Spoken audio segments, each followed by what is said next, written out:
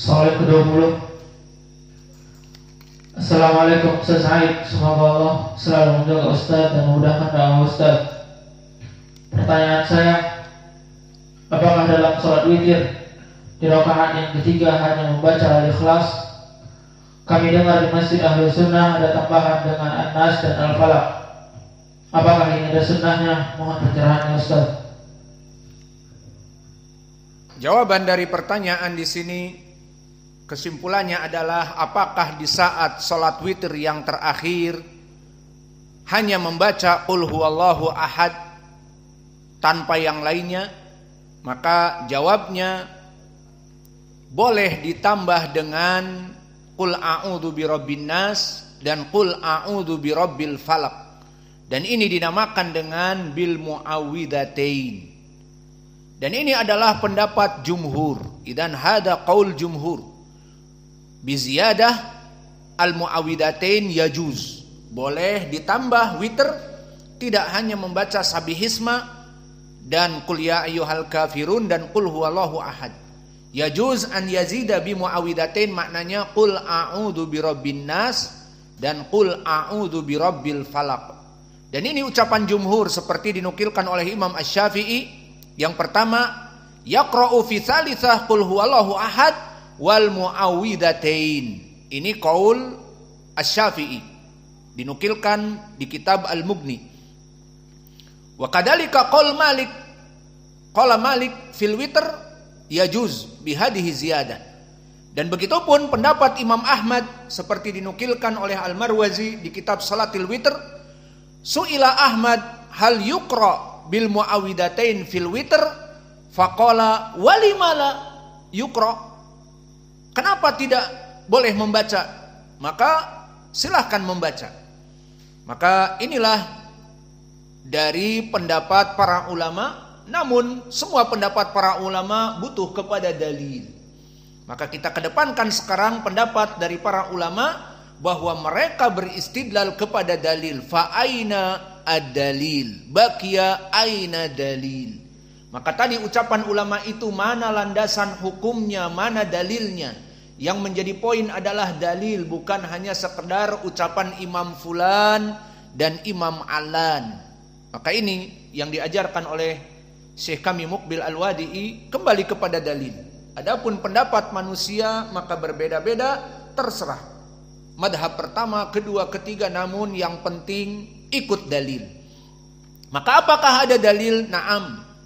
Diriwayatkan oleh Imam Abi Dawud dan Imam At-Tirmidzi bahwa keduanya dari jalan Muhammad ibni Salamah Al-Harrani an Husayf an Abdul Aziz ibni Juraid sa'alna Aisyah bi ay syai'in kana yutiru Rasulullah sallallahu alaihi wa ala alihi wasallam, qalat kana yaqra'u fil ula bi sabbihisma rabbikal a'la wa fi tsaniyah bi qul ya ayyuhal kafirun wa fi tsalitsah bi qul huwallahu ahad wal muawwidatain.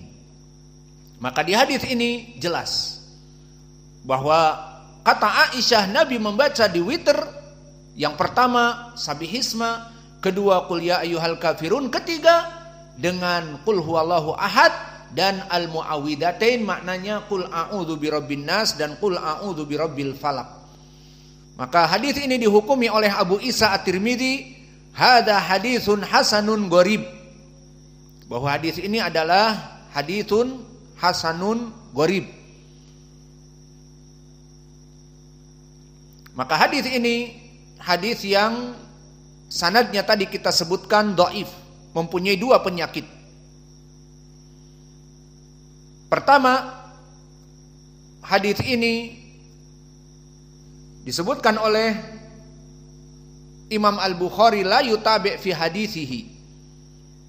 Dan berkata Ibnu Hibban min fuqaha ahli Makkah laisa lahu an sahabis sima wa kullu ma rawa an Aisyah mudallis walam yasma minha syai'an. Siapa rawi di sini adalah yang meriwayatkan dari Aisyah. yakni Abdul Aziz Ibnu Juraid, bapaknya dari Ibnu Juraid. Maka dia seorang yang dhaif, dan yang kedua tidak mendengar dari Aisyah. Dia adalah bapaknya Ibnu Juraid, maka dia tidak mendengar dari Aisyah dan dia rawi yang dhaif. Namun telah datang jalan yang lain kepada Aisyah yang diriwayatkan oleh Imam Ibnu Hibban dan juga Al-Hakim dan juga Al-Baihaqi dan juga Ad-Daruqutni, yang mana sanadnya bertumpu kepada haddatsana Ibnu Ufair, haddatsana Yahya ibni Ayyub, haddatsana Yahya ibnu Sa'id an Amrah an Aisyah. Maka hadis ini hadis yang hasan lidzatih. Semua rijalnya thiqat kecuali Ibnu Ufair dan dia saduq hasanul hadis. Maka dari sini tambahan lafaz bahwa hadis Aisyah menjelaskan dulu Nabi Muhammad sallallahu alaihi wasallam di saat membaca witir yang terakhir yaqra bi qul huwallahu ahad wa kadzalika bil muawwidzatain, datang dari berbagai jalan kepada Aisyah. Yang pertama dari riwayat bapaknya Ibnu Juraid bernama Abdul Aziz Ibnu Juraid an Aisyah, maka dhaif. Dia dhaif dan tidak mendengar dari Aisyah. Namun datang dari riwayat yang lain dari Amrah an Aisyah, dan Amrah min asbatin nas kepada Aisyah, maka sanad ini hasan. Maka dari dua jalan ini bisa menjadikan pendalilan bagi kita untuk menambah qiraah pada salat witir, tidak hanya qul huwallahu ahad, tetapi qul a'udzu birabbin nas dan qul a'udzu birabbil falaq.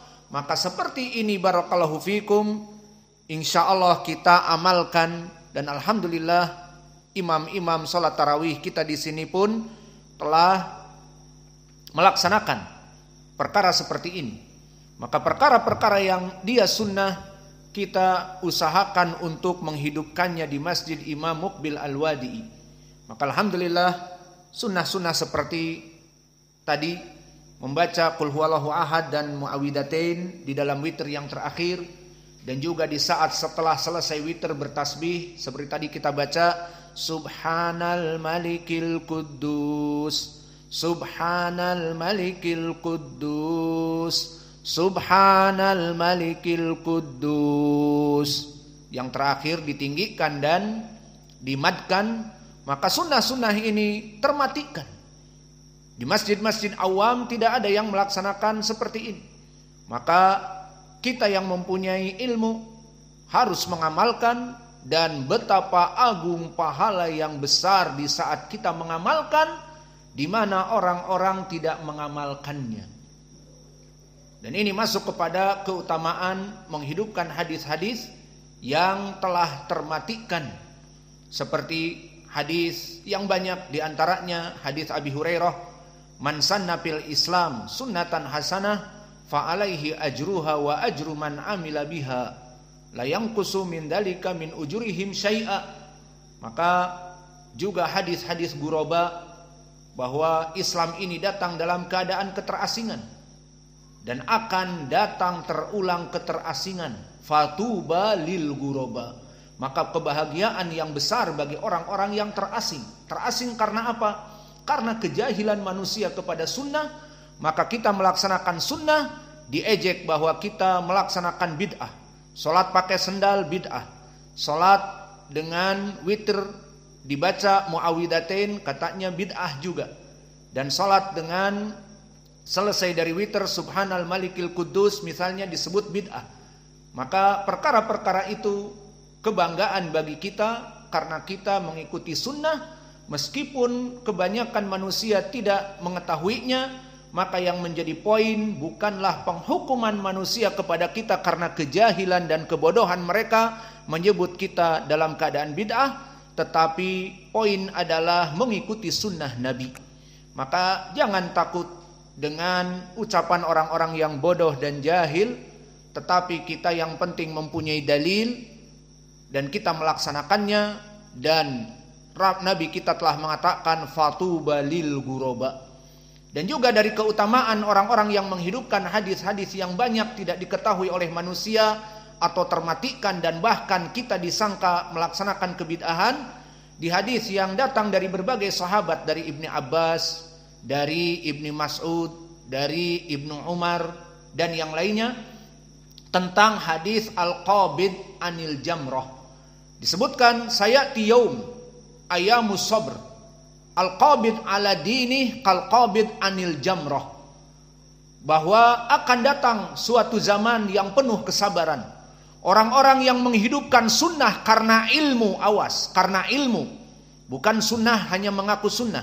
Maka seperti tadi kita melaksanakan sunnah-sunnah dengan ilmu, maka kal-qabid anil jamrah, orang-orang ini bagaikan memegang agama sunnah tadi atas landasan ilmunya yang benar dengan sanad-sanad yang sahih.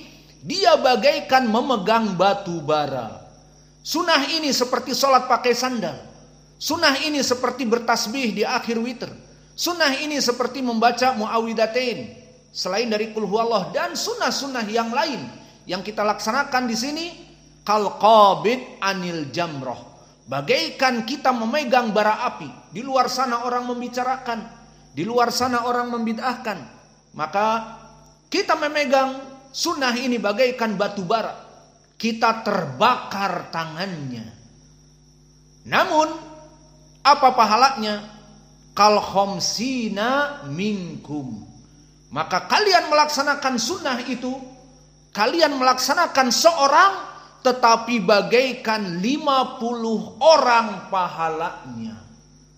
Maka inilah keagungan dari orang yang menghidupkan sunnah. Biarlah dia berkesendirian, yang penting hadisnya sahih, cukup. Maka para muhaddisun, mereka hidup di berbagai zaman.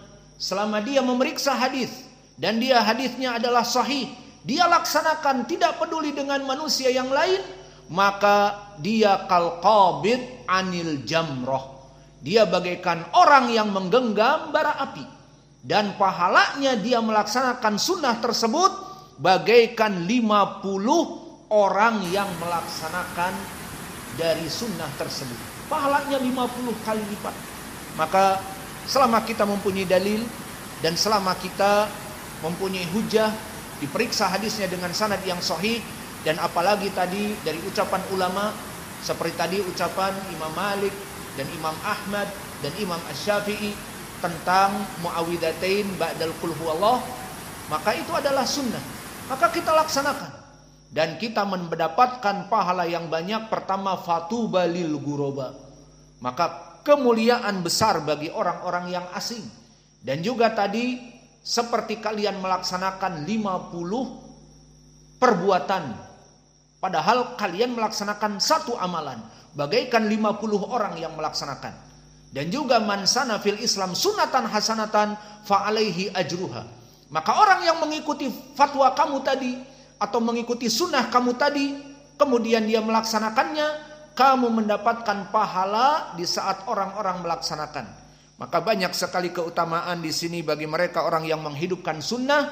Maka dengan catatan mempunyai dalil dan dalilnya sahih, silahkan melaksanakan sunnah. Apalagi kita di Masjid Muqbil Al-Wadi'i, bukan masjid kepunyaan ormas dan bukan masjid kepunyaan dari kelompok tertentu, sehingga di sini bebas. Yang mempunyai dalil ini adalah sunnah, laksanakan.